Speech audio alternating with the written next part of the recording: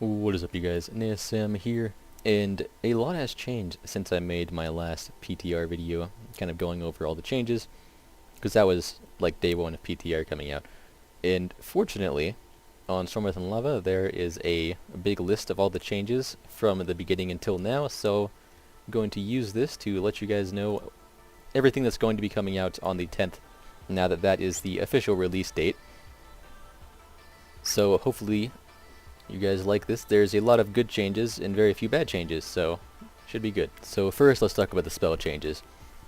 So Earth Elemental went from a 2-minute cooldown that lasted 10 seconds, I believe, or 15 seconds, to a 5-minute cooldown that lasts 1 minute. It's still not very good. I don't really know what else to say about that. Earthshock, it went from 800% spell power to 920% spell power, but I'm still almost certain that this is just a tooltip update, because that was a change done along with the Frost Shock one a long time ago. So the Frost Shock one actually might have been buffed. But Earthshock, I'm almost certain that is not actually buffed, it's just a tooltip being updated. Earthquake went from lasting 10 seconds to 6 seconds, but this is not a nerf, because it still does the same amount of damage, just in less time, so there's actually a buff. Like, let's, I don't know why I cast Elemental Blast trying to get Maelstrom, but let's go ahead and get some Maelstrom here. And then drop an Earthquake, and just, we'll look at the damage afterwards, but it ticks so much faster, because it does the same amount of damage over 6 seconds. Actually, it doesn't actually tick faster, apparently, but it hits a lot harder, is what I meant. Like, you can see 78k crits in there, and I'm only like 85 eye level. So yeah, it does the same amount of damage, but in much less time, which is really nice, because that means when mobs run around and stuff, they will not completely ruin your Earthquake. Next one on the list is Frost Shock, from 56% spell power to 64.4. Again, I'm not sure if this is a tooltip update or not. Storm Earth and Lava says it's not, so I'm just going to trust that it's not, and it's actually a buff, which is really good for Ice Fury, since that got buffed in its own as well. Lava Burst went from 220% spell power to 275% spell power, which is actually pretty much massive. At 85 eye level with 35 traits, it's hitting for 460k with Flask, no food or anything. That's kind of crazy. And that's without being in Ascendance. 460k, that's also not including overloads. So Lava Burst hits like a truck now, is basically the short story. And then the Mastery tooltip was updated, but it still does affect Ice Fury and Elemental Blast and stuff. And Chain Lightning and all that. Actually, it says Lightning Bolt, Chain Lightning, Lava Burst, but it does affect these talents as well. It was just a tooltip update that did not include that either. So there have also been a lot of changes to talents themselves. One being the fact that the talents are completely moved around and shuffled around. I'm not even going to attempt to tell you guys where they ended up, because last time, the past 2 times I've tried, I get really confused, and it's not easy to try and do. I'm just going to put a picture on the screen, comparing the old and the new.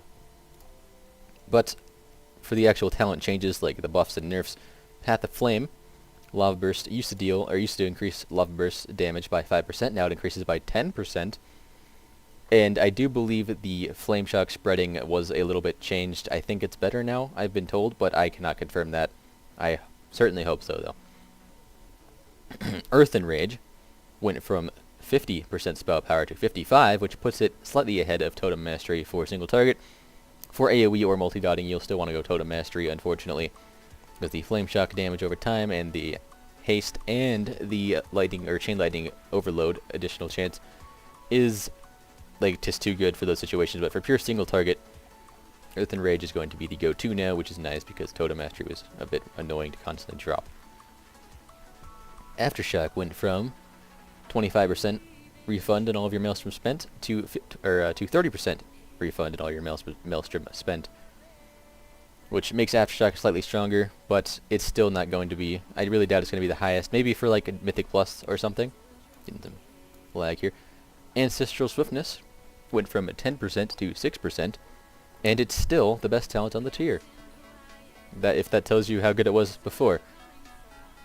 Elemental Blast went from 525% spell power to 680% spell power, And the buff it gives you went from 1200 crit, haste, or mastery to 2400. And something that a lot of people apparently didn't know is that if Elemental Blast overloads, you get 2 buffs. So that definitely makes mastery a little nice. A little nicer, that is. And I do believe because of this, Elemental Blast is going to be the... Actually, it's not that I do believe, I know that because of this, Elemental Blast is going to be the go-to here, except for multi-ducking situations, Elemental Fusion, and for like 5 target or more AoE. Primal Elementalist might be the better one, just because you don't want to cast Elemental Blast during that. But that's a very rare situation, so Elemental Blast is going to be the go-to. Liquid Magma Totem went from 80% spell power to 110% spell power. So the fact that this and Lightning Rod are on different tiers now makes our AoE pretty crazy if you spec into it. Unfortunately, you would lose Echo of the Elements by doing this, so you'd have to sacrifice your single target. Kind of like, it could be really good. The fact that Ellie can spec into single target or AoE now is really nice, because in Mythic Plus you can kind of change depending on your group's comp. If you need more AoE, you can go Lightning Rod, Liquid Magma Totem. If you need more single target, you can go like Ascendance, Echo of the Elements, or whatever. Just thought I'd comment on that. Storm Elemental. So Storm Elemental, it would be nice if they buffed this, right? This really terrible talent. They made it go from a 5-minute cooldown to a 2.5-minute cooldown, and instead of lasting 1 minute, it lasts 30 seconds. This could be nice in PvP. Not really, actually. It's not going to be nice. I mean, maybe for like the knockup, but it's a 40-second cooldown, so you can only use it once.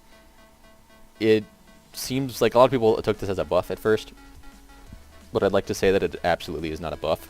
This is actually a nerf, because there are a lot more kill times that will have you only using 1.5 instead of 2. Like, for example, on the 5-minute cooldown, if you had a 6-minute kill time, we're going to discount Elementalist trait for now, just to make this simpler. 6-minute kill time, use it once on pull.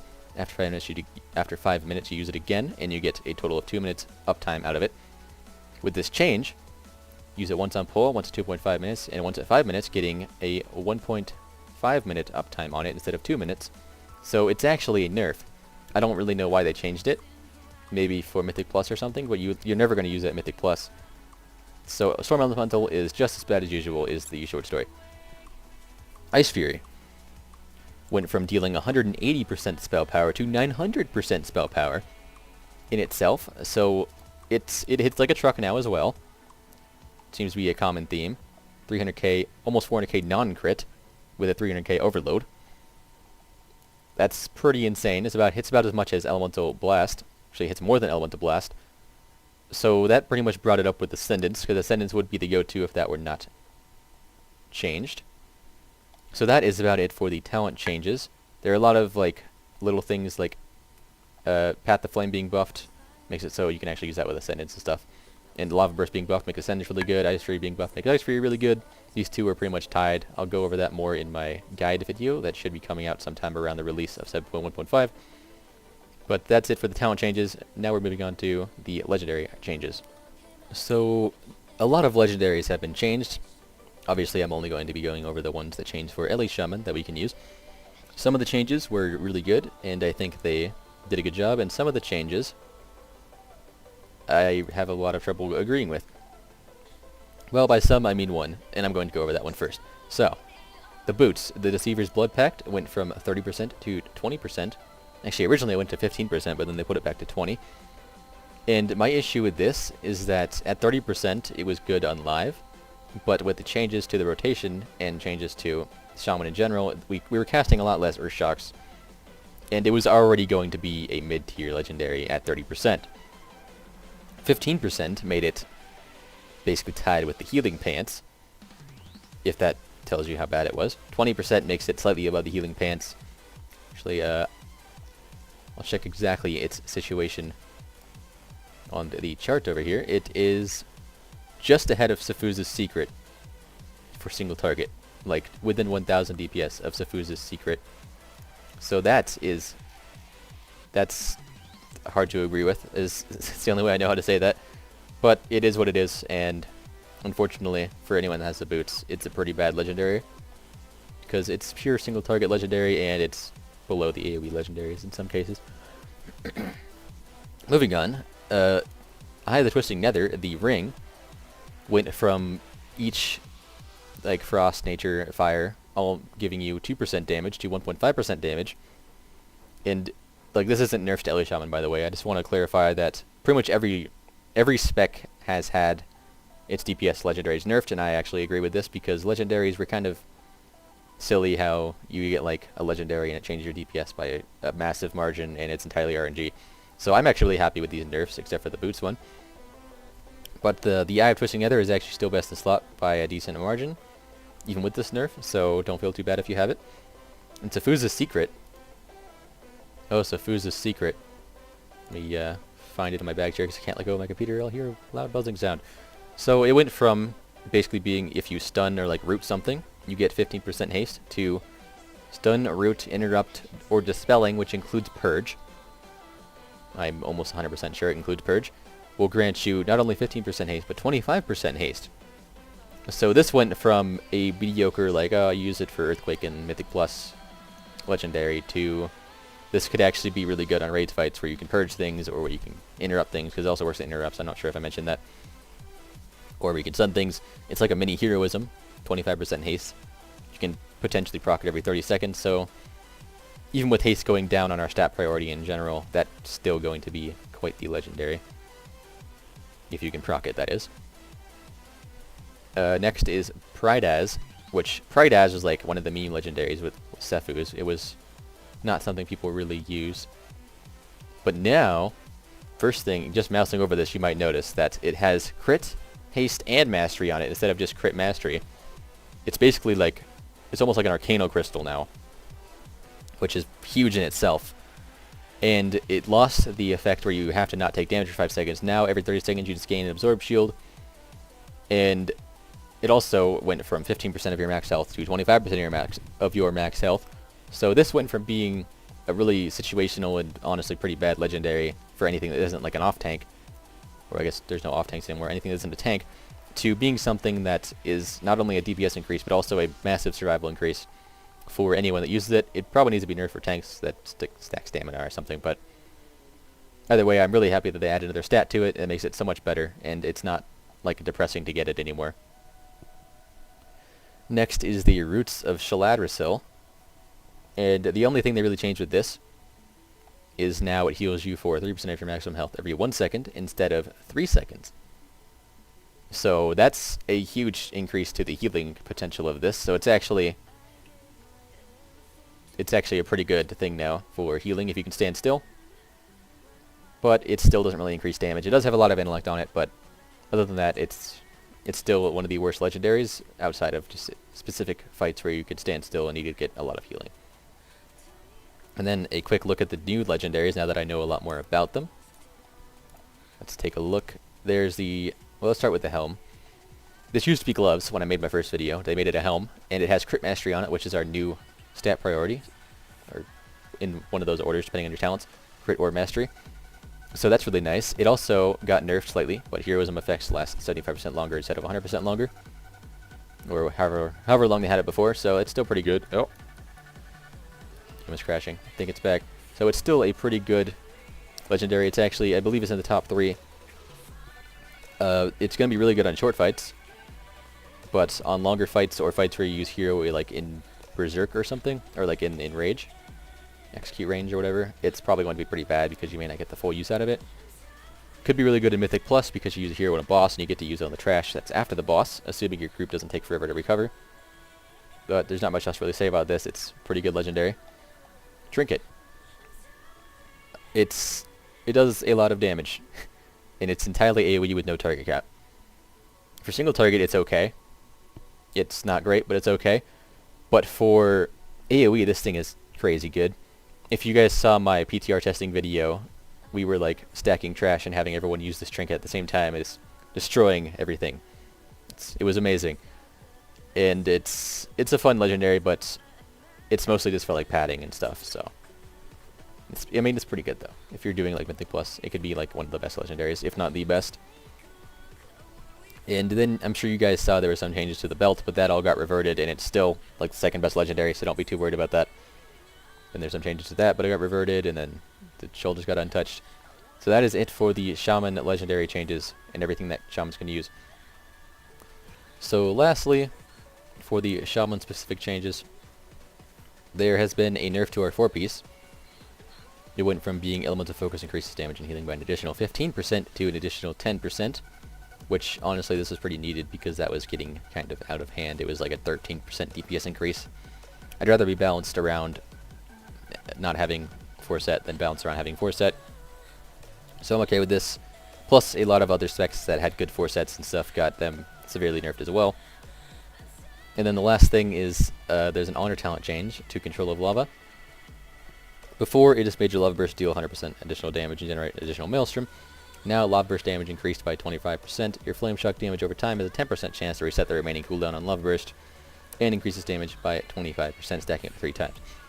So you don't get the Instacast proc, but you do get a proc that increases its damage by a bit more and resets the cooldown. I don't really think this is going to be very useful, to be honest. But it's getting changes, and I thought I'd talk about it.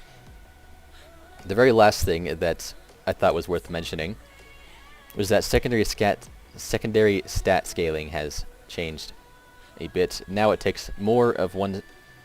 It basically takes more stats to get 1% of a secondary stat. So you may notice you will lose some of the secondary stats, but that's not just for shamans, that's for everyone. So just don't get too freaked out if you notice that your stats are lower than they were when you logged off on Monday or Tuesday, depending on where you live. So that is everything for LA Shaman in 7.1.5. It is releasing on the 10th of January. I mean, this is kind of the date a lot of us predicted, but they didn't actually announce it until today, which is like 4 days away. A little bit annoying, but I'll take it. I'm just glad it's coming out before Nighthold. So, as always, if you want to see the changes that I talked about in this video, link in the description to the Stormwrath and Lava post that kind of outlines everything. If you want to read about it yourself. There's also information on the secondary stat scaling. I keep saying the wrong word, and it's not a very good word to keep saying. Secondary stat scaling, there's a post on there about that as well that kind of details the information that I don't really want to talk about right now, because it's not really that relevant to me. As I said earlier in this video, I will be making a guide on 7.1.5, and it'll basically be a guide based on the Stormwrath and Lava guide, because I'm kind of like a part of them, if you guys didn't know. I'm not just like stealing their info. So if you want to go see the guides right now before I have it on video, then it is on the website.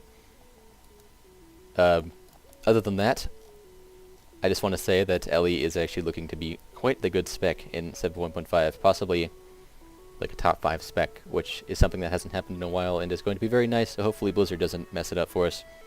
Maybe they're finally feeling some sympathy.